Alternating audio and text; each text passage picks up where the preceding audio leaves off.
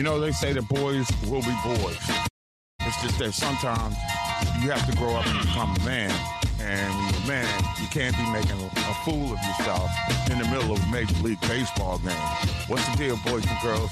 It is your boy, Professor G. Mark Gray. It is OG Sports Rap on the network. Thanks for hanging out with us. And we got plenty of NBA stuff I want to get to. It's really unfortunate that Victor Wembanyama has to be dealing with a rib issue, which could cost him an opportunity to be the league's most valuable player.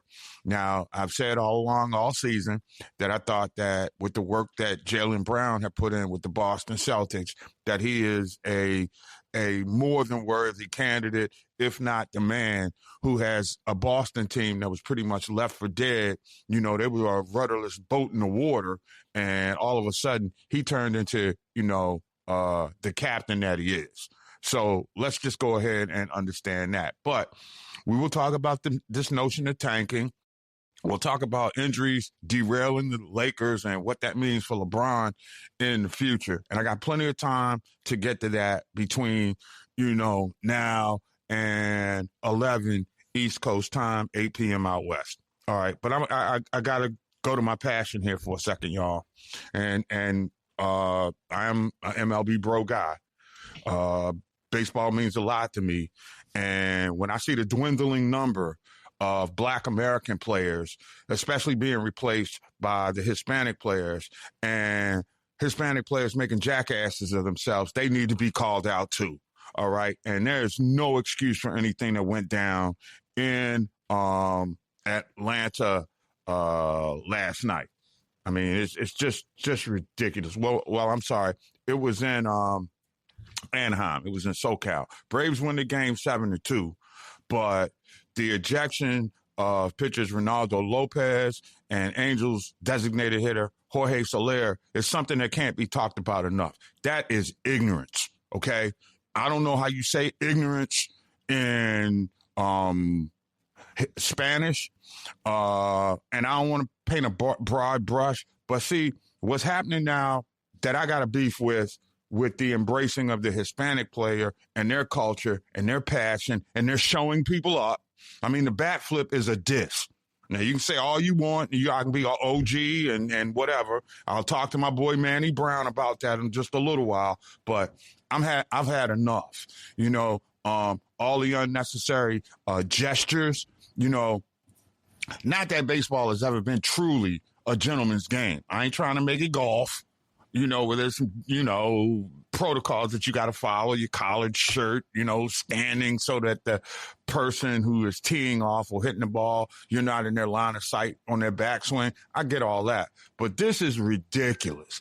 First off, I'd be willing to give a baseball fight an embarrassing melee, a disgrace to the game. And that incident in Anaheim was a disgrace to Major League Baseball. It really was.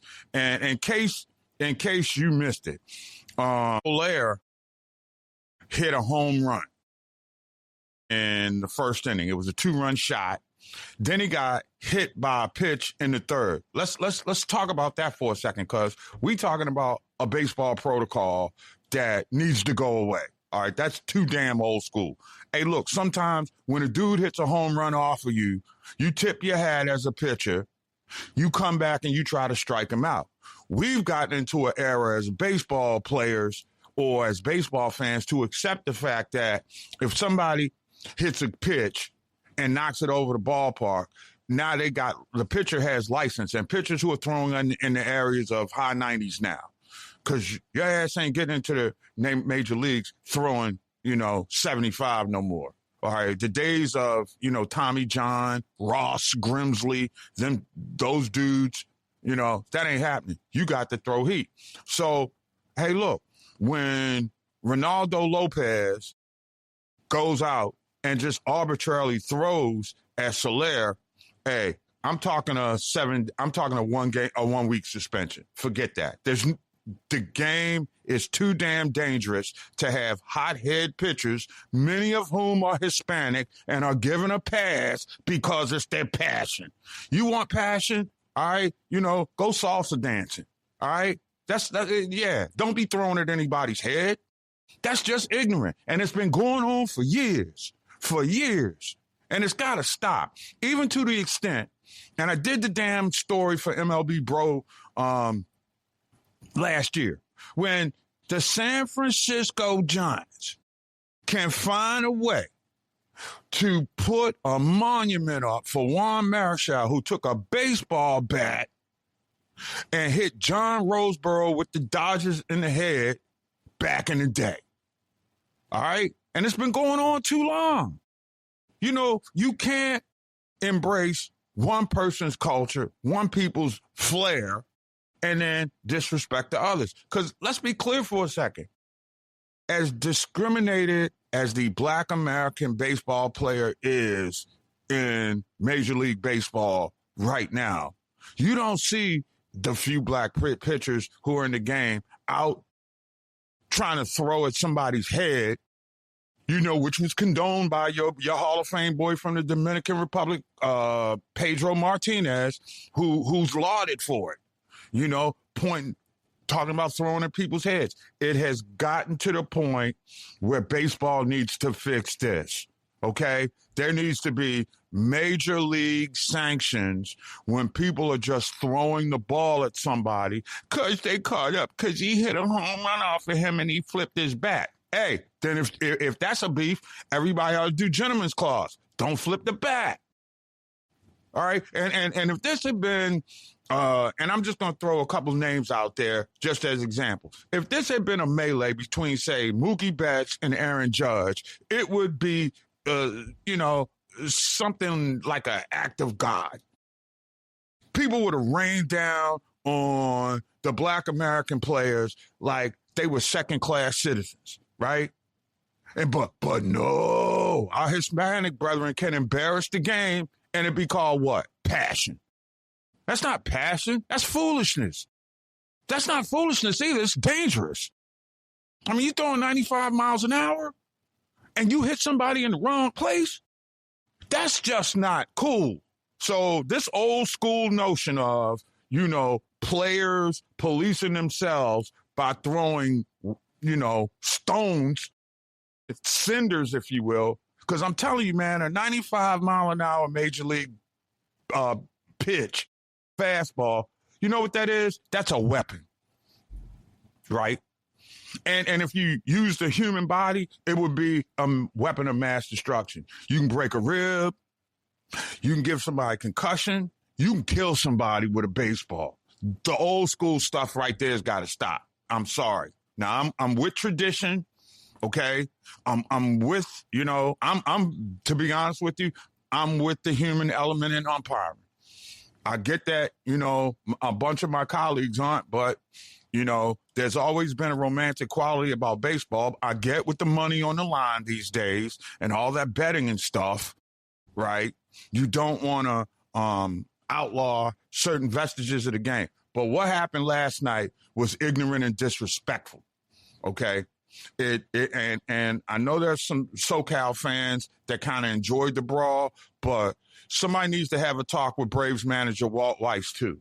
I keep hearing all this stuff. It's funny how every manager that has come along after Bobby Cox in Atlanta has seemed to have gotten this like grace period because of the history of that franchise that he turned around. But them dude and Walt Weiss is a guy that played for Bobby Cox. Bobby Cox wasn't going out there telling Greg Maddux, John Smoltz, because if John Smoltz had wanted to hit somebody, he could have killed him too. All right? Yeah, I'm talking about that John Smoltz, color analyst for Fox, who was a brilliant pitcher in his own right. I mean, we talking about a dude that won games and closed games in his career. And I get, sometimes you got to come inside with a brushback pitch, change the viewpoint of the eyes when you do it. There are ways that you can play this game, but I'm telling you now, all right, what I'm noticing right now, that was an unnecessary event last night. Hey, look, even though it was in Little League or junior high or whatever, I towed the rubber for a bit and I got jacked. But you don't go around throwing at anybody. We were taught in Little League You tip your hat to somebody who beat you. Okay, that's what you do. You shake hands after games when you get beat. Now you got numbnuts over here, and this is some Hispanic, Gen X, millennial stuff. Okay? Stop it. Stop it now. Baseball, get ahead of this. Hey, we're going to see a lot more of this because at the end of the season, when guys start seeing that they're going to be getting the last of their remaining checks and they don't know where their next check is coming from, things are really going to get stressful. You get a team that's out of the race. Somebody hits a home run and they're a contender in the race. He wants to prove a point, try to throw inside, hit somebody in the rib, hit somebody in the shoulder, hit somebody in the head. It's not a good look. Baseball got to wrap its arms around this bench clearing nonsense because it's not good for the game. There ain't a damn person that puts on quick pitch in the morning that wants to see a melee, a bench clearing brawl. It's sickening to me that it's getting that kind of attention and that kind of talk, and people are actually lauding it. Have we done slipped down the road to where we're embracing the mentality of the commander and thief and his cronies around him? No, we ain't got no place for that. This is America's national pastime. Okay? We ain't supposed to get down like that. And certainly not on the field. Now, I'm sick and tired of everybody, if a black player comes along, he's colorful. He's you always labeling on us. Then a Hispanic, because let's be real for a second. When you throwing at somebody's head and you hit them, and let's say you knock them out, let's be real. That's, an attempted assault at the very least. And depending on the level of the injury, it could be a criminal charge. I said that. You cannot. Baseballs are a projectile, okay? They are hard as hell. And when you're throwing them the way these kids are being taught to throw the heater, especially in the Dominican Republic and Caribbean, when major league teams have set up those camps to groom those pitchers to know how to throw strikes. So it's not like somebody made a mistake, the ball got away from him. Nah, Been covering the game for 30 damn years. No, it didn't go down like that. That was premeditated. That was calculated between he and his catcher, and they went out and they embarrassed the league. So Major League Baseball, Rob Manfred, you and your boys in the front office need to get out in front of this, okay? Because the stress of the dog days of August, you're going to see a lot more of this unless there's a hard and fast mandate right now. I think both those guys should be getting 3 days off. Seriously, take three paychecks away, 3 days. It's just ridiculous. Certainly, when you're throwing and trying to retaliate because somebody beat you in an at-bat. It's childish, unsportsmanlike. It's manless. That's right. Real men don't retaliate by throwing at somebody's head. Real men retaliate by striking the guy out when he comes to the plate to the next time. You don't hit him. You try to strike him out. But no, we're in a new world order of delinquent baseball mentality. Okay? And this time, I can't say it's the fault of the American player. Sorry. Okay, so let's put it out there. Your bat flips, you're throwing at the head, your childish behaviors, get over it, guys. Get over it. You wouldn't do that. If you do it at home, that's one thing. You're in America now, bro. We don't get down like that, Major League Baseball, not anymore. It is your boy, Professor G. Mark Gray, the MLB OG, reminding you it's Sports Rap Radio. Download the mobile app. Sports Rap Network. We all we got. Back in the day, liquor commercials and alcoholic beverages were advertised on TV, and they would encourage you to be responsible in terms of your alcohol consumption, or things could get out of line. I use that analogy because I'm beginning to think that in Milwaukee, that Doc Rivers has become the alcohol, the elixir that has the Milwaukee Bucks in limbo. It's the reason that Giannis wants out of Milwaukee, and it has to be all about Doc Rivers. I am Professor G. Mark Gray. It's OG Sports Rap here on the network. And as we head to the finish line of the NBA season, well, basically in the Eastern Conference, the Pistons, and we knew this, big ups to, J.B. Bickerstaff and the crew for a 57-22 mark going into tonight's matchup. And that's a 3-game lead over the Celtics, who are 54-25. They hold a 3-game lead over the Knicks as we tip off the action tonight in what is the final week of the regular season here in the NBA. So that all things being equal, okay, let's be real about something here. And, I was a big fan of Doc Rivers, the player. I thought he gave everything he had every single night when he played for the Hawks. I remember he was so distraught that he didn't make the All-Star game one year that he actually broke down when I think it was Jeff Hullinger at the time, who was an anchor at, I believe that was Channel 5 in Atlanta. It's been so long ago. I did my 10-year bit, all those hazy days of, early adulthood indiscretion. It's faded so far away, but I can't remember. But I do remember Doc Rivers gave it all. Doc Rivers was the kind of guy, to me, I guess, and he seemed like that's the kind of guy that you wanted to play with. Now that Doc Rivers is a coach, I'm not sure that there are too many people that want to play for him, and certainly not arguably the best player in the world. Okay? Let's be clear about something. The reports are, and that tensions between the team and Doc are toxic. Think about that. Now, here's the deal. Giannis missed a Nike endorsement bonus after being sidelined by the team, despite claiming he was available to play. And I think that now we can safely say, since Doc Rivers wants to be a real jerk, right, by keeping Giannis out from getting a Nike endorsement bonus, had to be tied to number of games played.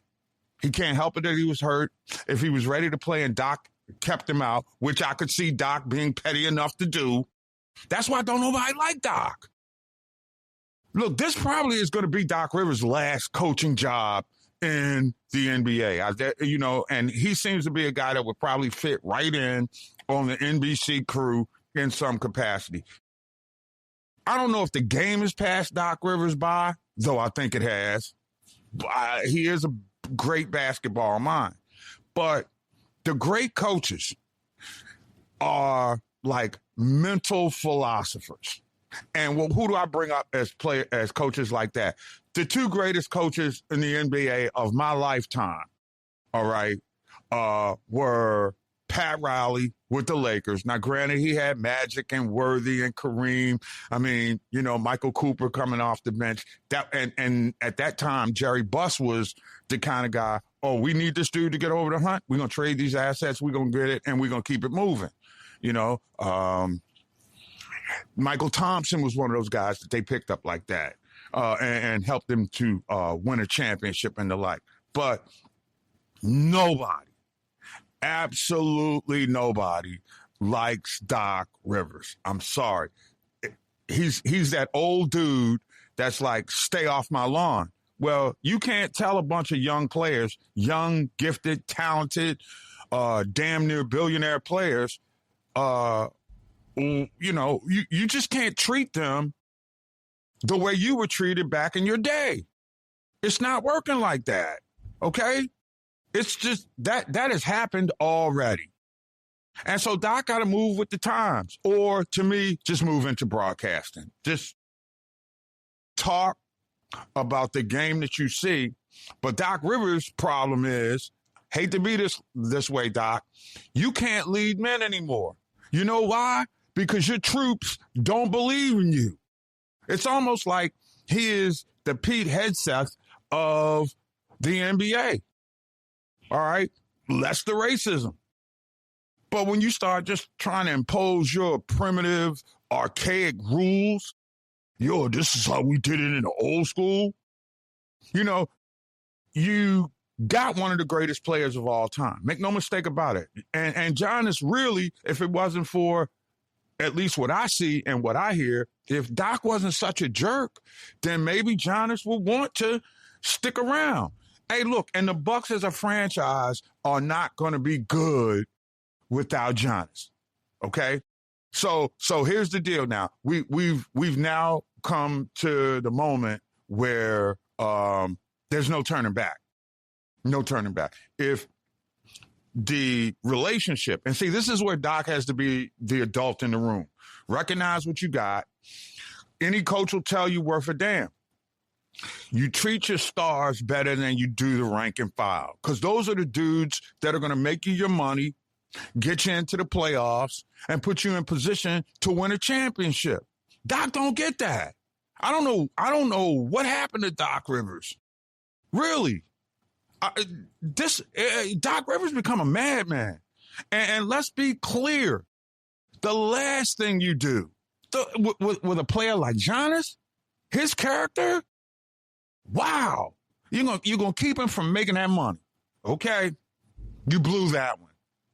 And if I'm Milwaukee, I'm telling you right now, you can find another coach. You ain't gonna find another Giannis.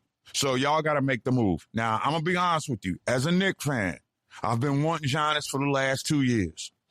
I don't think we had the assets to make it worthy. We'll have no draft capital, because if you trade Giannis and you're Milwaukee, then you got to get incredible amounts of draft capital or young superstar talent that you can just plug right in.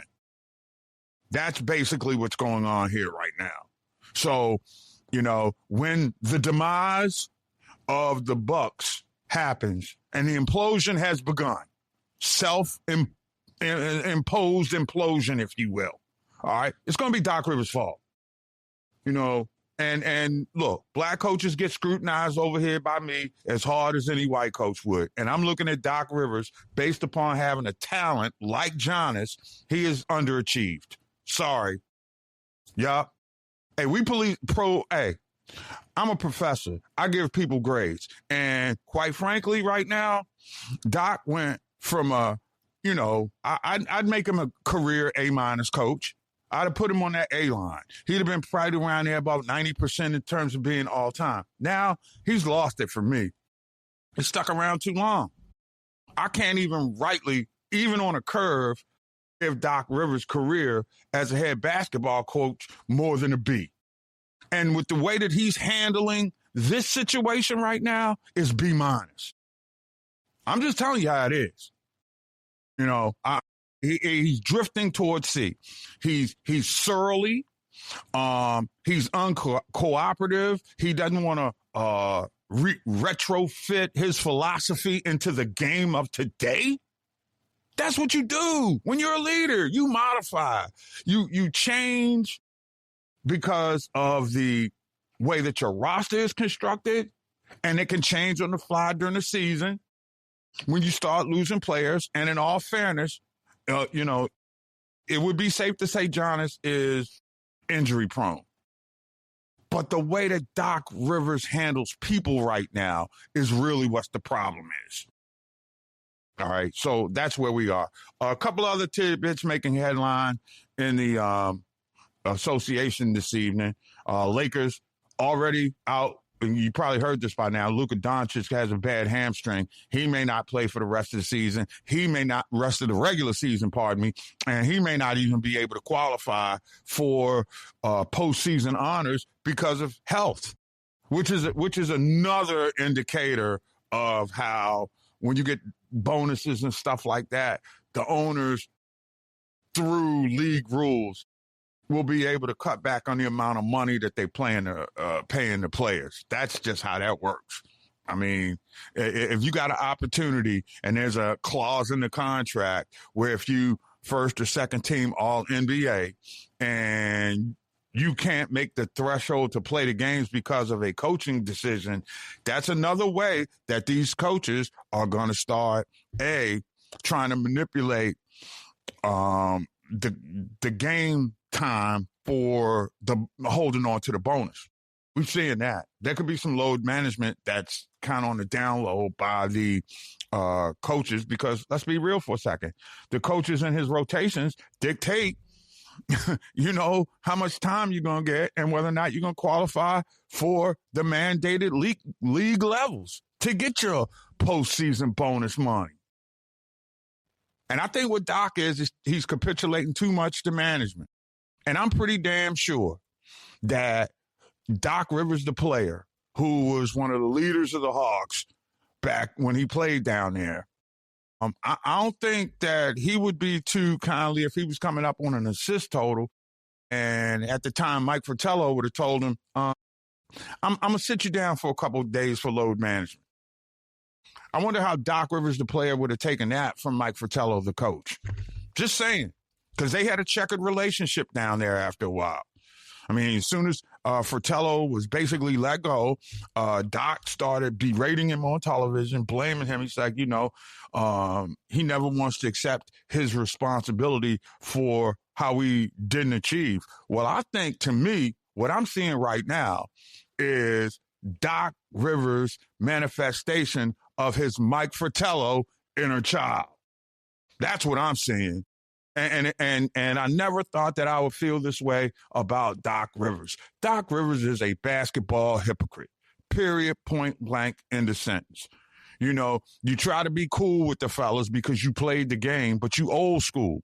And I'm a guy that's old school with old school principles. But I understand the fact that you got to innovate your thought process. And I'm sorry, Doc Rivers is stuck in the 80s. I'm sorry. If you stuck in the 80s, the decade where I graduated from high school, the game has passed you by. I don't care how great you were. And I remember Doc. I remember I had the chicken pox. He had one of the greatest dunks I ever seen in my life when he played at Marquette and they were playing in the Mecca. I'm not talking about Howard University. I'm talking about the building that replaced the old Milwaukee Arena. All right? That's how old I am. But Doc is... I'm sorry, man. It's time to hang it up, Doc. Because the next job that you get will probably seal your fate on not getting into the Hall of Fame as a coach. So, to prevent you from weeping like you did when you didn't make all-star teams as a player, you got to fix your game. Doc Rivers is what's wrong in Milwaukee. It ain't Giannis. It's not the roster per se because of the injuries. It's Doc Rivers. Look, a coach is nothing more in real life than an immediate supervisor. If the immediate supervisor doesn't coach the team up well enough to make said goals, what happens? That person either gets busted down or fired. Hey, to me, for all parties involved in Milwaukee, it's time for Doc Rivers to find a new place to work or simply go to the old folks' home. It is your boy, Professor G. Mark Gray. It's OG Sports Rap on the network. Remember, download the mobile app because we all we got. Professor G. Mark Gray back with you, reminding you, anytime you get the chance, head on over to your favorite app store and download the mobile app, Sports Rap Network. Remember, we all we got.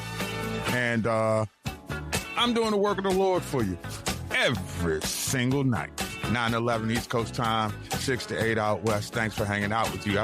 I figure if, you got a bunch of people who got their head in the sand that are worshiping an orange fellow who is taking us into the toilet, why can't I get some love like that? Just kidding. I don't need that kind of love. Trust me. Because we know that ain't real love. Anyway, we talked a great deal about the Bucks in our previous segment, but there's other stuff that's going on right now that's going to have a significant impact on the NBA's postseason. And now that we've got college basketball out of the way, we can focus on some significant issues, such as the nonsense that's going on in Detroit. And then there's an injury crisis for the Lakers. Now, count me as one who never thought that the Lakers really had a championship season in them. And then they tease us. And that's what the Lakers are right now. They're that girl on, Venice Beach who keeps walking up and down with the bikini looking to wink at you. And then, like, you step to her and you find out that she's trans, right? And that's, not that there's anything wrong with that, but something about somebody with the same package as I do and being attracted to is an icky thought. But Lakers already playing without Luka Doncic. Got a bad hamstring. Austin Reeves, he's out with an oblique muscle, that side thing. And then there's LeBron James, who's got to rest his feet. And last night, well, it was one of them things where the Lakers just got poleaxed. They lost by 36 to an Oklahoma City team. Now, again, this was not the Lakers. The Lakers are in full-on load management mode for the play-in tournament, okay? But let's be real for a second.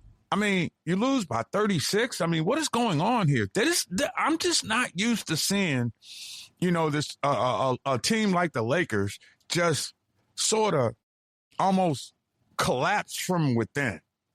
Who really believes and if has the expectation in LA with the Lakers drop so far down that they're actually going to be satisfied, I should say, with backdooring their way into the NBA playoffs?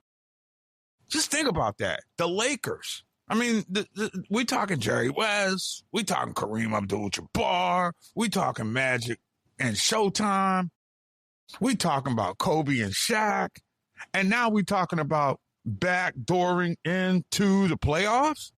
The playoffs. What it's all about. The playoffs. Ain't about the regular season games. It is about the playoffs. And quite frankly, the playoffs aren't the same when the Lakers aren't in them. And that's what I think that this new era of management, the new ownership group, I mean, y'all got to start understanding something. This is a new generation, all right? Your upcoming fan base is a here and now fan base. There ain't going to be no loyalty, okay? If the Clippers ever get their act together, and the first thing they're going to have to do to start getting their act together, if you ask me, has to be you got to move away from Kawhi Leonard. I mean, you're pretty much, kept him around on some shady undercover deal. And quite frankly, he's the master of load management. He's the personification of what's wrong in the National Basketball Association. That's why the Clippers and their new state-of-the-art Intuit Center, which looks like something out of the movie Tron. All right. And if you're not of a certain age, you probably never seen the original Tron, but you should go check it out. But what I'm looking at right now, as far as the Lakers are concerned, is where do we go from here? Because, again, you want to talk about an organization that's like rudderless and in the water? I give you the Lakers. Yeah, they tease you just enough to make you think, okay, we got Luka, Austin Reeves is playing out his mind, LeBron, we just got to load management and keep him healthy. And everything they do to try to rest these weary old bodies and some that are young and old. Let's see, let's talk about Luka Doncic for a second. Okay, and I'm going to use a automotive reference to him. And he's like a new car with old tires. Okay? Luka has played so much damn basketball that now at 25, 26 years old or whatever, I mean, that dude is breaking down. He can't play 82 games. He can't. And this is a year that he put himself on a off-season regimen so that he could be ready to play more games for the Lakers this year, and he's broken down more.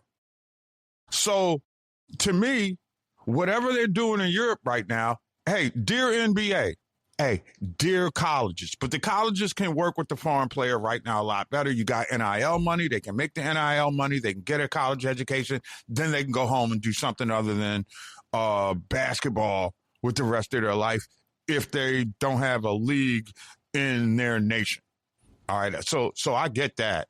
But what happens is you got to understand, we chastise our kids, if you will, or the American basketball system, because travel teams play so damn much. And I thought Scoop Jackson and I had a good conversation about that last week, in case you missed it, where we talked about how, a lot of the foreign guys have been playing, too many games, and maybe we just, and only focusing on basketball and basketball skills while not playing other sports to kind of let their bodies grow.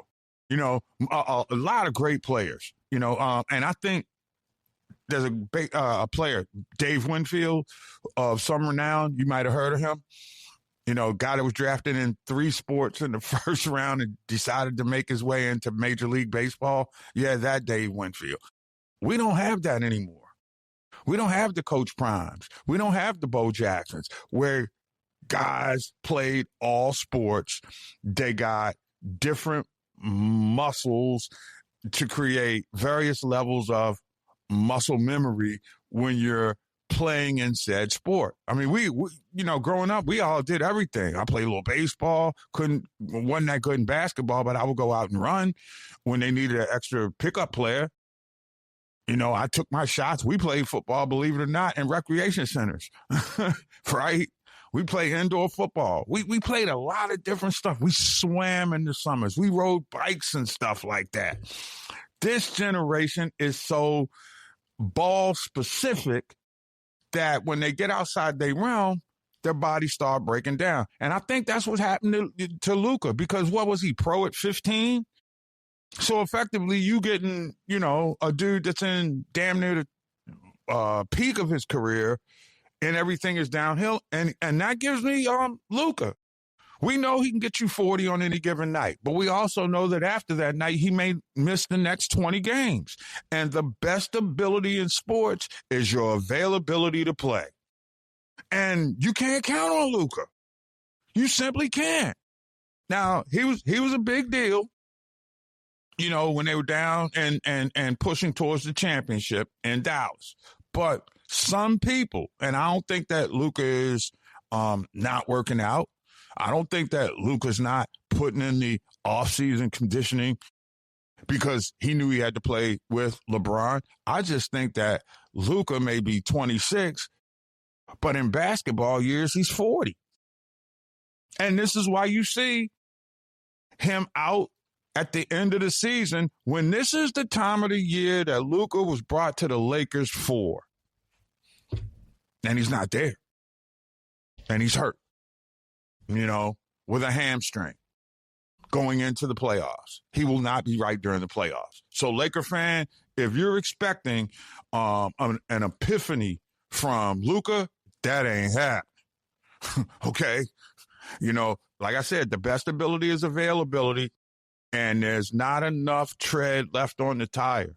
I think we're going to be talking about Luka Doncic in 5 years when he's like, 30, 31, contemplating retirement. He played too much ball in Germany, y'all, coming up. I don't think his body was ready. I'm not quite sure that the regimen for total physical development was ever a thought with this guy. He was probably a basketball prodigy. Okay. I wonder, did he play soccer? His footwork is pretty damn good. And when you grow up in Germany, their version of football, right, is something that, can't be looked light at. All right. We got to be 100% honest right now. There are a lot of many of you out there right now, especially dudes, only dudes. I hate to segregate this, but when I was growing up, there was no tackle football for women. Okay. And if there was, it was, few and far between. A lot of the guys I know, guys that I'm still in contact with from high school who played football, have aches, pains, and strains that they dealing with from those years. Now, I'm of the assumption right now that when you're in that grind. In the high school football season in America, what was it? I think we played maybe 8 games, right? Now, again, I wasn't on the team. I mean, I was a straight up baseball player at the time, but I know a lot of those dudes. And really, even the strains that I got, the sprained ankles, I got taken out on double play. When I was playing summer league once, the knee still hurts. I had some strained ligaments, but we didn't know what we were doing now. So everything was just like hot and cold. And, as we've gotten older, or I've gotten older, therapy is a part of my life. Mental health wise, which is a topic for another show, physical health wise is what we're talking about. Okay. And that's Luka. I'm sorry. You can talk all you want. I just think that the Lakers are building their franchise incorrectly around a kid that is damaged goods. Sorry. Great player, phenomenal talent, but he can't give you 82. He just can't. Now, I'm going to be honest with you. Having watched the NCAA tournament and just look at how players would fit, I saw 2 bigs, either of whom could go to the Lakers next year and make a significant difference. Now, if the Lakers want to go up-tempo, I like Yaxel Landenberg from Michigan. I mean, he's physical enough in the paint. He's athletic enough to run with the guards, and he's a defensive presence on the interior, and he gets glass. He can start the break. He can finish the break. And to me, he's a fit. If he's there when the Lakers draft, they need to clip him or Taurus Reed of UConn, because I think there's an enormous potential with that kid. And, this guy's nasty. Got some low post moves, give it in a block. I can make some shots happen for myself. I can play physical, tough defense. That's a Laker. That's an old school Laker. Get him in, see if he's healthy, work him out. I like that fit. I like either of those fits in L.A. because I'm not quite sure either of those guys are lottery picks, but I think that they can come in and depending on where they were drafted, mid first round, maybe. If they're mid first round picks, they're going to be with a fairly decent team, which the Lakers are. But the Lakers got to get big. They got to get somebody to replace the Anthony Davis type that they moved in order to get Luka. And there are 2 dudes that are in the draft that, to me, fit their bill. The 2 bigs, Luxembourg and Taurus Reed. I don't know who's running the front office, the boardroom or whatever, but if either of those dudes are on the board, the Lakers need to clip them. They really do. Anyway, I am OG, the Professor, Mark Gray. It is OG Sports Rap on the network. Remember, tell your folks and everybody you come in contact with to download the mobile app. It's Sports Rap Network. We all we got. As we continue to roll it along, admittedly with a bit of a heavy heart, in case you missed it, you're just joining us or you haven't been following the sports today. Those of you who are OGs, remember the great Davey Lopes, who played for the Los Angeles Dodgers in their glory years of the 70s, when that was the longest running consecutive games played infield. I mean, that's just kind of crazy when you start thinking about that. You had Steve Garvey at first, Lopes at second, Bill Russell, no relation, at shortstop, and Ron Say, the Penguin, at third base. And it was the stuff that kind of made October in a 3-year stretch, somewhere between 1977 and 1979. Because I know that around 79, the Orioles got into the World Series and they lost to the Pirates. But, I had a vested interest in that one because I grew up a Bird fan. Then my other team was indeed the Dodgers. All right, let's be clear about that. Why were the Dodgers my team? The Dodgers were black. And I'm going to be unapologetic about the fact that as a young kid, not even, understanding the magnitude of the social climate that we are going to be in right now, I gravitated towards the Dodgers because the Dodgers look like me, And I mean, there were a lot of people on the Dodgers team that looked like me who actually spoke my language. I mean, Davey Lopes was a guy who I think he had some Hispanic roots, but he looked like me. He talked like me, and he played baseball like I wanted to play. All right. I played second base. He played second base. I used to always try to get on base and try to steal bases. He was a master at it.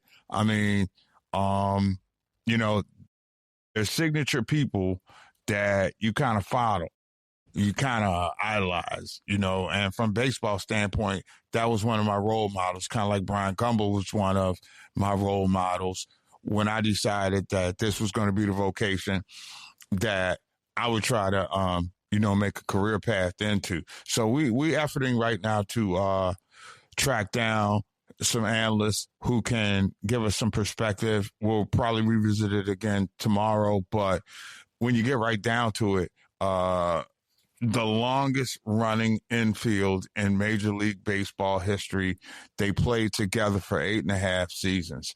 And when you think of some of the great players that played second base for the Dodgers, Lopes holds the franchise record for the most games played at second base. He played 1,134 games at second base for one of the storied franchises in baseball histories. And let's be clear about it. He was a dude that had 557 steals. Now, he's only number 26 on the all-time list in Major League Baseball history, but you got to remember, he was there before. I mean, he was right in the era with Lou Brock at the early stage of his career, and then on the back end, you had the Vince Colemans and the Lonnie Smiths. I mean, Ricky Henderson came on after that, and Ricky Henderson was just he was otherworldly on the base pass. I mean, he was one of one. But right there next to him was Davey Lopes. And I remember as a kid vividly, the Yankees were, the Red Sox and the Yankees were playing in a World Series. And before the game, there was some discrepancy about whether or not the Yankees pitchers were coming to a full set. And for those of you who don't know what a full set is, that means you're pitching from the stretch, you come set, you look, and then you deliver your pitch. Somehow or another, Lopes, being the second baseman that he was watching how the Yankees were manipulating something, and he went on NBC and demonstrated for it, and the Yankees didn't get that call any longer. I mean, this dude was incredible. I mean, 4-time All-Star. He won the Gold Glove in 1978 or 78. They finally were able to beat the Yankees in 1981. When you look at his numbers, I don't think they really tell you to tell a story of his impact on the game. I mean, when you're a leadoff guy, you're hitting 263. He got 557 stolen bases. He set the tone so that guys like Garvey and Shea and Dusty could get their shine. He was on base when, Dusty Baker drove in Davey Lopes a whole lot. He really did. So, it's just it's a bit of a gut punch, but the fact that he had Parkinson's, which is such a dreadful disease, that's the disease that took Muhammad Ali away from us. Okay? Let's be clear about that. It's just so sad that a guy who gave so much to the game, and there are guys around here that are still playing in the game that were coached by Davey Lopes. And to the point I was trying to make is, on NBC, he was showing people, he'd take players out and they would mark off how much of a lead they could get. There was only one other player in the game that I saw was able to do that. He, too, was a second baseman, but Joe Morgan went to the Hall of Fame, the Reds guy. Those guys, that's what made the impact on the game. The Davey Lopes, the Joe Morgans of the world. Second base was a hot spot for black baseball players from, say, the 70s. And I'm only going by when I started realizing what I was watching, okay? But when you start looking at the annals of one position that for many, many years was defined by primarily Black American players. It was second base. It was a middle infield position. You had some kind of, captain-like responsibility, and guys excelled. And that was the case with Davey Lopes. And it's crazy because the person that defined that, infield with the Dodgers was Steve Garvey. And it's amazing to me how, and this is the thing I guess that bugs me with the Bruce Pearl thing too. Okay, you can be held accountable for your mistakes, all right, and how you overcome them is the way that you will be remembered. And the Steve Garvey that I remember as a great baseball player who happened to be white is a tremendous baller, but when it came out, how this guy, Salt of America, all over the spot, great endorsement guy, had a career in broadcasting set for him as soon as he got out the game, was beating his wife. Okay? Didn't hear any of that about any of the black guys. They kept it on the down low, right? But, you didn't have that with Dusty. You didn't have that with Davey Lopes. You didn't have that with Bill North. You just didn't do that. But, there's a certain amount of reverence that I think that is kind of misguided as it relates to the fraud that Garvey was. And in the interest of full disclosure, I know his daughter.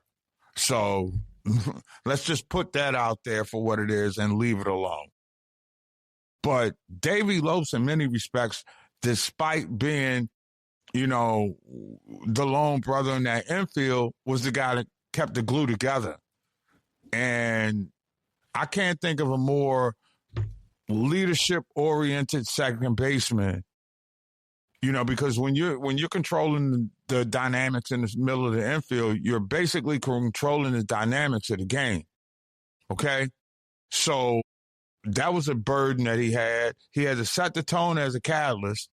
And when you're a catalyst and you can have 557 bases stolen in your career, you're doing a pretty damn good job. And your team went to what? 3 World Series while you were playing. You finally got one. Or was it 4 World Series? Because I think he was on a team that lost to the Dodgers as well, but I think they only played the Dodgers one time. But again, if you're of a certain age, this is a gut punch. Kicks you right square between the legs. No doubt about it. And it makes you look at yourself. But Davey Lopes gave a lot of people a lot of opportunities. And it has to be underscored, right, that he did a great job in grooming a lot of players, certainly when he came to Baltimore. And I think that when he came to Baltimore as a coach, there were a lot of guys that really benefited from his tutelage and were able to play a little bit better than they were because he was just a wow. I think that he may have been before his time. I really do. Now, I don't know why he was never able to get his own team to manage, but there's not a coach, a manager around who he worked with that wouldn't tell you that Davey Lopes was probably the smartest guy on the bench. He knew how to position outfielders. He knew how to position infielders. He had, if the Dodgers had a catalyst on first base to jumpstart an inning, he hit the first base line, was just as good as a coach at reading pitchers' moves as he was when a player. So when you can impart that wisdom, a little something, that's how your legacy lives. And there is definitely a thumbprint left by Davey Lopes on the Dodgers organization. I know we caught up in the moment right now, but when you get right down to it, before Mookie Betts at second, the contemporary Dodgers standard for second base was Davey Lopes.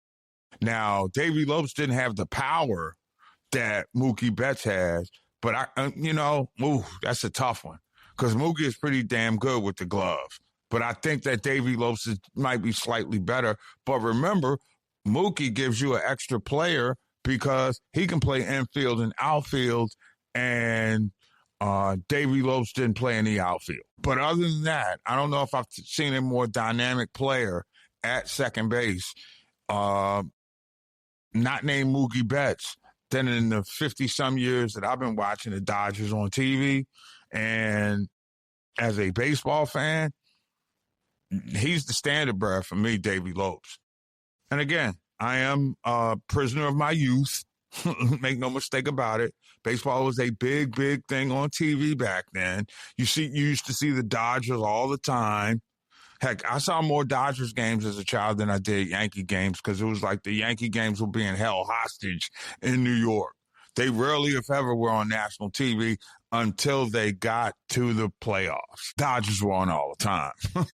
O'Malley family was like, hey, we'll move that game to you on Saturday to 1 o'clock in the afternoon so you can go back as the second part of the doubleheader for the folks on the East Coast. Yeah, we'll work it out for you. You don't see that happening anymore either. But, there are a lot of things that you don't see that happen the way they used to. Tough day for those of us Black American baseball fans in particular. I'm sure if you're a Dodger fan, it's a gut punch for you too. Davey Lopes is one of the all-time greats. And he's also one of the all-time greats that's totally underappreciated. So let's have a salute for Davey Lopes. What a great player. And what a great coach. What a great guy. I mean, nobody lives forever. And just to think that as much as he poured into people and into other players, and as more he poured into the game of baseball, for him to go out with Parkinson's is more tragic than just a passing, because he probably doesn't remember how great he was. Rest in peace, Davey.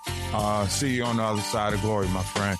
It is your boy, Professor G. Mark Gray. It's OG Sports Rap on the network. Thanks for hanging out with us. Remember, download the mobile app, Sports Rap Network. We all we got. Well, it's a day of heavy hearts for those of us who are Black American baseball fans, as we lost one of our all-time greats, Davey Lopes. And joining us right now is baseball historian Marvin Jackson. And Marvin, if it's one person that understands like Black American baseball like me, it would be somebody like you. And today was a bit of a gut punch for me because I remember black and white TV, NBC Game of the Week, Gary Giola and Kubek in the World Series. And somehow all those times, Davey Lopes was making it happen for the Dodgers. What are your memories of Davey Lopes, the second baseman who was just unbelievable as an all-around player? Yeah, he was. He was a four-time MLB All-Star. And Davey Lopes, he was the guy that you just knew he was going to make a play for you. When the Dodgers had that Dodgers Forever infield, yes, with Steve Garvey, Ron Say, Bill Russell, no relation. They were there for a long time, and right throughout the 70s, I guess. So Davey was that guy, though, that he's going to get on base and he's going to get around those bases. I mean, he had speed. He could steal bases. He had a pretty high lifetime stolen base record. I mean, he did pretty well stealing bases, but he also could just run the bases well, and which is probably why when he retired, he ended up being a first base coach, doing for a lot of teams. And especially when I got to know him, he was the first base coach for the Washington Nationals under Dusty Baker. And He told me his people were originally from Cape Verde, so he was a Cape Verdean off the islands, one of those islands off of West Africa, and grew up in Providence, Rhode Island, and I did not know that about him until he had told me that. Gosh, he was just a great guy, and you're talking about a historian. He knew a lot about baseball. Right. But he just loved the game. He played it hard. He worked hard at his craft, and just one of those guys you want at the top of your batting order to get on base and get around and score runs for you. And how ironic is it that the glue to an infield as great as the Dodgers was Davey Lopes? I mean, let's be real for a second. There was Say, who was really good at the hot corner, right? But I don't necessarily put him in the same category as I would a Mike Schmidt or Brooks Robinson. But he was a good guy at the hot corner. Bill Russell was solid at shortstop, but I'm not ever going to put him even he was no Cal Ripken Jr. Steve Garvey, as great as he was, had his off-field personal life issues that were really behind closed doors. But then there was The Rock. There was Davey Lopes. And it's funny that you talk about him as a first base coach, because that's where a lot of people kind of remember him who are born a lot later than we were. But talk about him as a coach, because I don't think people really appreciate his baseball mind. That was one of the highest baseball IQs of anybody I ever met in the game. He definitely had a high baseball IQ, and it meant a lot to him to have that high baseball IQ. I don't think he would have wanted to be a coach if he didn't have that. Right. He was that type of guy. He wanted to be good at everything he did, and he really worked well. Just like Dusty, people talk about him, getting along with the young players. So did Lopes. Those guys loved him. Whenever I was around him and the players, the guys, they loved him just as much as they loved Dusty. They were a tag team, him and Dusty. When the guys couldn't get to Dusty, they went to Lopes and asked him questions. And they loved the stories that they would tell them. Like Lopes had a lot of stories about those Dodgers teams in the 70s that he would tell the guys. And but yeah, great mind out there, first base coach. Knew everything about running bases. Everything is that. I mean, Dusty told me that. He was like, "There's nothing this guy doesn't know about base running." So I don't know. And he was a great. You talked about the fielding. I mean, he was a great fielder. I mean, right. That's what I'm saying. Nobody talks about that. He made great plays at second base. And, he played in the golden era of second basemen who happened to be Black American players. I mean, you think about it. We had Willie Randolph at that time. There was Joe Morgan at that time. There was Davey Lopes at that time. And I know I'm probably forgetting a couple of other guys, certainly with Pittsburgh, who were later. Yeah, it was the golden era at that position. Yeah. That at one time was a Black American baseball player's position, and he, quite frankly, was holding it down for real, as we like to say these days. Yeah, and something else, we were talking about him, how he dealt with the players as a coach. He also had learned a lot of Spanish so that he could deal with the guys from Dominican Republic and Mexico and places like that. I love that about him and Dusty. I mean, there were times I went to spring training with them and I would hear them saying things. I'd be like, what is that, man? They'd be like, certain Spanish words we had to learn, right. Him and Dusty. And they would that's how they really could relate to the Dominican guys. And every Dominican player, I would always ask them, these guys are old school.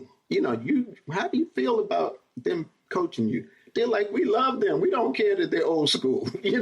They love us and we love them, so they were just great, man. And And Lopes was right there with the people talk about Dusty, but Lopes was part of that team.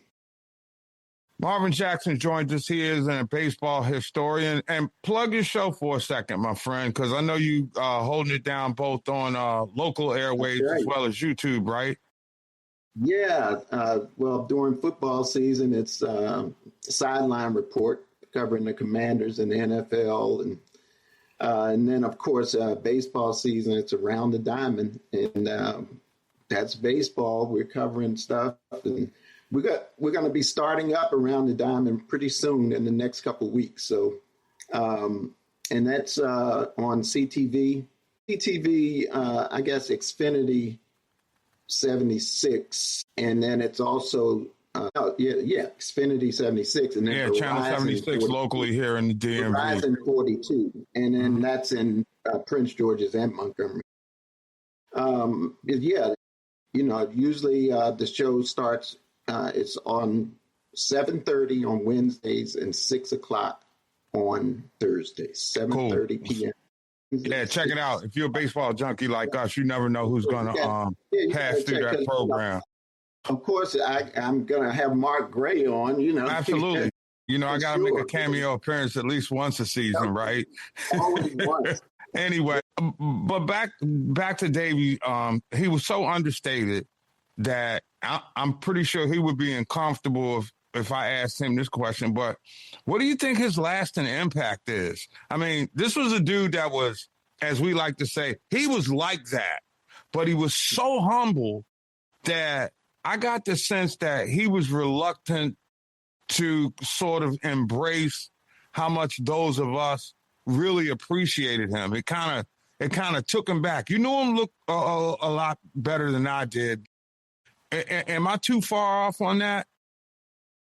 No, very humble. I mean, he would talk to you just like another one of the brothers on the block. He was just. Right. I mean, he never seemed like he was not humble. I mean, the times that I dealt with him, and just a overall good guy. I was very at him and Dusty, but Davey, I mean, getting to know him was just.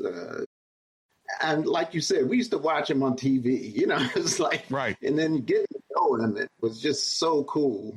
It really was. And they stayed back, man. They were really laid back and just good guys. And when you think about it, it's funny. For those of you around the country, I'm going to regionalize the conversation for a minute because they were vital components in being ambassadors to baseball coming back to the nation's capital. And I think that when you look at a town that's like D.C., known as Chocolate City, you needed some chocolate faces to take baseball out in the community. I'm not quite sure the Lerner family could have had two better urban baseball ambassadors than Dusty Baker and Davey Lopes. That's a great point that you make.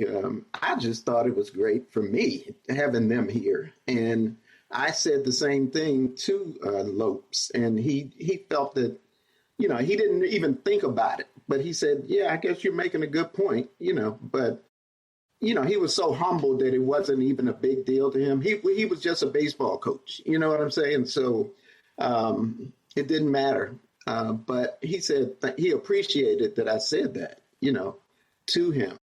And another thing, it was really funny. He and I were talking, and, when he was talking about growing up in Providence, Rhode Island, and of course I said, man, did you get enough good weather up there, to play baseball? That's the first thing. And I said, then I said, well, there's another guy that's really cool that people know about that's from Providence, Rhode Island. And that's, I can't think of his name right now. Jeffrey Osborne, the singer. Okay. And so I said, so tell me this, man. You can do everything. I know you can sing too. He said, nah, I leave that to Jeffrey. He said, I don't sing, but I can play baseball and I can coach baseball. You got to know your role, right? He knew Jeffrey, and he said, he leaves the singing to Jeffrey. Wow. Who knew that? Yeah. So and before I let you go, if I'm going to impart some wisdom on an up-and-coming second baseman or an athletic player who can be a game changer without just hitting home runs, how you think Davey Lopes will relate to that kid? What kind of pellet would he put in his ear? Yeah, I mean, first of all, he's only 5'9", 175 pounds when he was playing. So that's the first thing is that, you know, Davey Lopes shows you that you can do anything in sports, even if you are a small guy. And the second thing is Davey Lopes knew that it takes all kinds of players. You don't have to be a home run hitter. He was so important in that lineup batting second. You know what I'm saying? Moving people up, getting on base, those kind of things. So that's the other thing that you need to know is that you don't have to be a big power hitter. You know, you don't have to be an Aaron Judge, you know. Right. And then another thing is that he really worked his craft. He really practiced hard as a player to get really good. I mean, he was a great infielder. He knew everything about the game. So that's what I would say is that look at players like that he wasn't a big athletic specimen, but he was a great athlete and he was a great baseball player. And it was because he wanted to be, you know? Yeah. When you got athletic talent and some smarts, you can go a long way. That's our good friend, Marvin Jackson. We'll check you out around the bases when we get when you kick the season off. I'll come over there and throw out a first pitch for you. No question. And we'll talk, man. Real soon. All right. Always a pleasure talking to you. Marvin Jackson, my friends, as we remember the baseball life of Davey Lopes, and a heartfelt rest in peace to that brother, because he was a great guy, and he certainly will be missed. Stick with us. We got more of what you came here for on the other side. It's OG Sports Rap on the network. Remember, download the mobile app. We all we got. Keep going, keep going, keep going. My name is Whitney, but they call me Blondie. I'm better known as the one and only. I'm 5'2", built so fine, 36, 26, 36 down. I'm better known as Pecan Tan, a sequence freak with all the fans. So when I clap my hands and I stomp my feet, I jam to the sound of the sequence beat. I wave your hands in the air. Wave them like you just don't care, like a junior. All right, folks, we coming towards the finish line of this quality radio effort, at least according to me. I am Professor G. Mark Gray. It's OG Sports Rap on the network. Thank you so much for letting me be a part of your evening. An evening which has been as much cathartic for me as hopefully I think it has been entertaining for you. So remember, if you miss anything, check me out on Substack at Sports Rap OG. And, we'll leave the lights on for you 24/7, 365, because independent content rules, if you know what I'm saying. All right? Let's just keep it real and take no names. A couple of tough passings to have to deal with right now. And one of them was one of the guys that I wanted to be like growing up. And the other is the one whose beat you heard coming in. But we'll get back to that one. But Davey Lopes passed away at 80 years old. And let me tell you something. For those of us of a certain age, Davey Lopes was everything at second base. Let's make no mistake about it. The coolest dude at second base may have been Willie Randolph of the New York Yankees at that time, because the Yankees and the Dodgers at that time were the World Series. I think there was a stretch in the late 70s, I want to say from, 77 to 79, that the Yankees and the Dodgers met in the World Series. And given that we didn't have cable, you were basically in black and white TV, sort of resigned to maybe, if you were lucky, 4 channels. One of them you have to have a special antenna for. I mean, this was the rivalry. I mean, when the youths of today wonder why people have so much passion for Yankees and Dodgers in the World Series, those were the years that made the rivalry. You had TV, you had their legacy, you had great ball players, and one of them was Davey Lopes. Davey Lopes was that slick second baseman. Because to me, second baseman and shortstop have always been like the slickest players on the field. All right, which is probably why Mookie Betts is that dude right now, because he can play outfield or any of the middle infield positions and be damn near all-star quality.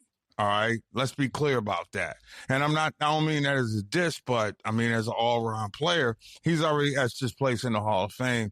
I don't really need to give him any more dap for that. But the ability to adjust. But those two positions were the positions that you wanted to be. And the reason that you did, because the brothers who were playing second base, there was a guy named Dave Cash that was pretty slick in Philadelphia. I used to like watching Dave Cash. And the irony of Dave Cash and Davey Lopes, both of them ended up coaching in Baltimore, which is crazy to me. Now, by the time they were coaching in Baltimore, I had begun my career in Atlanta. So, that's neither here nor there. But Davey Lopes, amongst all the characters that the Dodgers had, was the guy you knew. And as I look back retrospectively, all right, because, again, I've been a sports geek all my life, all right? Other people maybe, I remember one time when I was like, I guess in high school or something, people were talking about, there was this movie called Scared Straight. It was about a bunch of hard ass knuckleheads who thought they were big time. They took them from the inner city of New York and took them to Rahway State Prison in New Jersey. And they let them spend a day behind bars with real criminals. And they got real explicit at what kind of stuff that went behind there. Okay, let's just say that. And so the next day I go back to school, right? And everybody's talking about this movie called Scare Straight. So I said, well, I don't know what the hell you're talking about. I mean, they were talking about, and I'm not going to even get into the specific gory details that were fascinating these ghetto Bammers. And I was like, yo, I'm watching the Dodgers and the Yankees last night, man. Did you see the game? Did you see that play that Davey Lopes made at second base? And the Dodgers could never get over the hump, but you knew that Davey Lopes was like one of the captains of the team. And remember, we talked about characters. This was a team that had like Steve Garvey, the All-American guy, all right, which it really wasn't like that. All right. They had this, he was the personification of the baseball athlete at that time, brown hair, blue eyes, playing in LA, able to sell product. I mean, he and his wife both were collecting checks from NBC at the time. Before it became Peacock and all its other machinations as it was. And that was your baseball source. And so I got to know or watch Davey Lopes on NBC. The Saturday afternoon game was one thing, but the Yankees and the Dodgers were always there. And Davey Lopes always found himself in the middle of something. And he was the guy that was showing his teammates how to mark off where what kind of leads you could get on, because he was real scientific about stealing bases and kind of helped the glue of that team, because there were some personalities and some egos on that team that was off the chart. Garvey being one of them. Okay. Dusty Baker was on that team, for those of you of a certain age. So, Dusty, heartfelt condolences to you, my friend. I know this got to be a tough loss, because Davey Lopes was that dude, and to lose him to Parkinson's is just like kind of crushing. It is. Well, it's not kind of crushing. It is crushing. I just, and see, that's the thing about that disease, is because he has given us, or me in particular, I can't speak for you, enough memories from his greatness as a baseball player that I'll be able to say, wow, thank you for those memories. And he won't remember what he's done. And that is just such a tragedy. What's even more of a tragedy is now that the sequence is no more. If you remember, there was this black hip-hop female group when you look at the sequence, you got to say that they were a groundbreaking force in early hip hop. They had a single in 1979, which was the first rap hit that was performed by all women. It was on Sugar Hill Records, the same people that pushed out Sugar Hill Gang. Blondie and her team kind of opened the door for women in hip hop. So when you see women in hip hop right now, they owe a lot to the sequence. And when you think about it, the beats were basic compared to now, but we also didn't sample then either. So those of you who listen to this stuff and say, yo, what a basic beat. Anybody could make that. You're right. But somebody did, and then they put legitimate lyrics over the top where you guys these days, hey, let's take somebody's beat. I don't know who that is. I don't really understand the fact that I'm taking Roy Ayers' beat and putting some lyrics over the top, or I'm taking a Herb Alpert beat and turning it into something of hip-hop legend. Yeah, do the research, because there are a lot of guys that took jazz beats and stuff like that and tricked them out and turned them into, tracks that made millions. Well, it wasn't quite like that in 79, certainly for women. But let's be real for a second. Without Blondie and her crew, I'm quite sure you don't see, well, let's just be real for a second. There's no Megan. There was no Missy Elliott. Probably no Latifah. All right, let's be clear about that. And for those of you of a certain age who only know Queen Latifah as an actress, she is a pioneering hip-hop force, okay? Hall of Fame type stuff. I guess they got a hip-hop Hall of Fame, and she damn sure needs to be in it, all right? But it's, the beats were simple, but let's be clear about that for a second. The lyrics, by today's standards, I'm not sure that they were as eloquent as we have when it comes to the way the hip hop genre has moved forward. But at the end of the day, man, the ladies need to look back on people like the sequence, because in addition to Blondie, and this is what is really striking to me, and I'll take you back a little, the year before last at the CIAA tournament. And I may have shared this with you before, so if I have, I apologize for regurgitating it, but it was a signature moment in one of my careers because I had, in the middle of the CIAA tournament, finals on Saturday, you get a mini concert between the women's final and the men's final.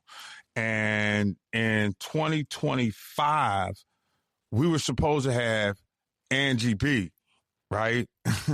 Who was supposed to perform, and she passed away. She was a victim of a car accident. Angie B and Blondie were part of they were like the foundation for Sequence, or the Sequence as they're now known. And to just lose them in like back-to-back years and such a close time, and you remember the impact that they had. And again, there are going to be people, when we drop this beat as we head for home, you're going to look at them or feel some type of way like, I don't know, they wasn't all that. But, the game has to evolve. And the problem I have in many respects with Gen Z and millennials all down is you don't appreciate what happened before you. You judge everything by your standard, which I suppose is what freedom is all about. But don't be arrogant, because you can't, basically everybody who wants to talk about the standard has never set one. Okay, let's be clear for a second. That's what makes sports so great, because like Michael Malone knows right now when he takes the job at the University of North Carolina that they have a standard of excellence that is second to none. Okay, And he knows he got to go in there and win. He got to win fast, and he got to win forever, okay? And he's got to beat Duke. So that's the same way it works in the music game. You know, their founding fathers, they set a standard, a level of excellence, and, you know, you just hope that the people that come behind them truly appreciate the impact that they're still having on their careers. Okay? So like I said, when you see Cardi make a jackass of herself, remember, that's why we killing her. Okay? That's why she been canceled. Because she forgot where she came from.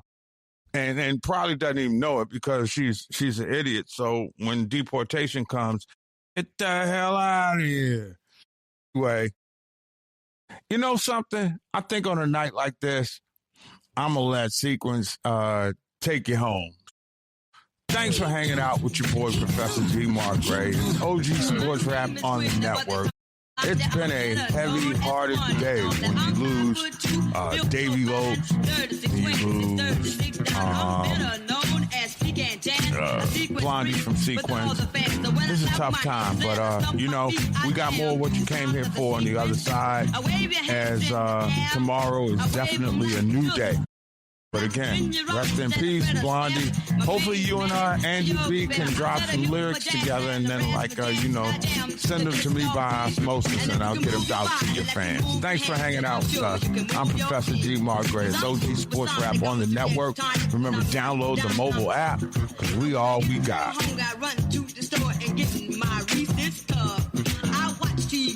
On my own, you got a yabba dabba do, afraid of Flintstone. I'm sweeter than candy, I'm sweeter than honey.